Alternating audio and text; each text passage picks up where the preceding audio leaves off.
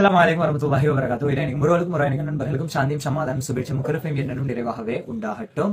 முதலாவது ஒரு விஷயம், நான் ஒரு விஷயம் செய்தேன்னு சொன்னால் நாங்கள் அறிஞ்சு செய்யணும். நான் ஒரு விஷயம் செய்தேன்னு சொன்னா இப்போ சோசியல் மீடியா இருச்சாலும் இல்லை எங்களோட லைஃப்ல இருச்சாலும் நான் ஒரு விஷயம் நாங்கள் செய்ய போகணும்னு சொன்னா அதை எந்த அளவு உண்மைத்தன்மை சொல்லி தான் அறிஞ்சு செய்யணும். அப்படி அறிஞ்சு செய்யாமல் செஞ்சேன்னு சொன்னா பல பிரச்சனைகளுக்கு முகம் கொடுப்பாகி நான் உட்பட நான் ஒரு விஷயம் எங்களுக்கு தெரியாட்டி அதை நாங்கள் இன்னொருத்த கேட்டு தெரிஞ்சு கொண்டு தான் நாங்கள் அதை செய்யணும்.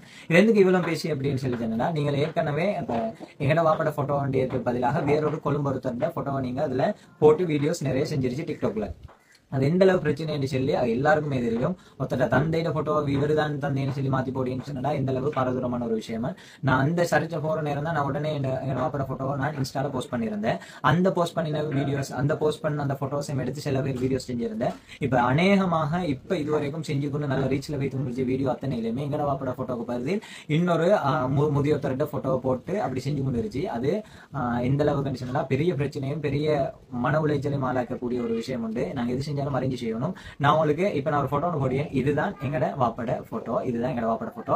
என் பெயர் MSM ஷஹ்மி அப்படின்னு சொன்னா முகமது ஷஹ்மி முகமது சஹீத். அந்த சஹீத் அண்டியவர் தான் எங்கட வாப்பா. சையத் ஹஜியார் பேருவல இந்த போட்டோல இருச்சவர் தான் எங்கட வாப்பா.